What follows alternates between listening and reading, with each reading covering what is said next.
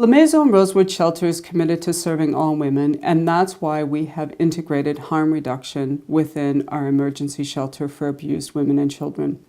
Women can consume alcohol in our shelter, and no woman is turned away from any of our programs based on substance use. We know that there's limited research on harm reduction, specifically as it relates to violence against women, and that's why we have engaged Drs. Hovey and Scott to conduct research at La Maison Rosewood Shelter regarding women's experience of harm reduction. We conducted 25 interviews with women who accessed La Maison Rosewood Shelter after the 2008 harm reduction implementation. Our data was analyzed using thematic methodology.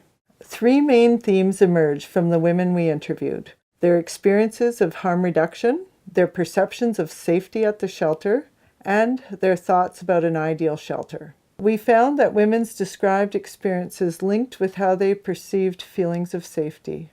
Their experiences and perceptions of safety influenced the women's opinions about including harm reduction in their ideal shelter.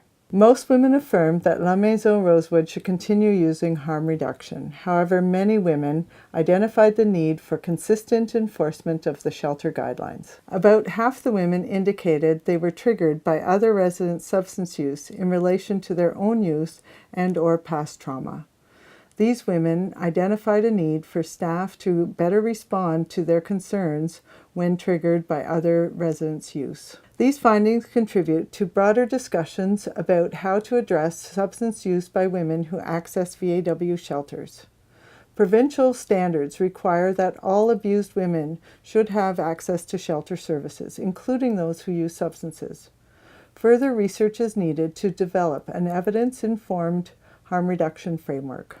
A harm reduction approach can be a viable way to promote the health and safety of abused women when the needs of all residents are addressed. At HTH, we know that anti-violence work is complicated. Harm reduction doesn't make the work any more complicated. What it does is makes our service accessible.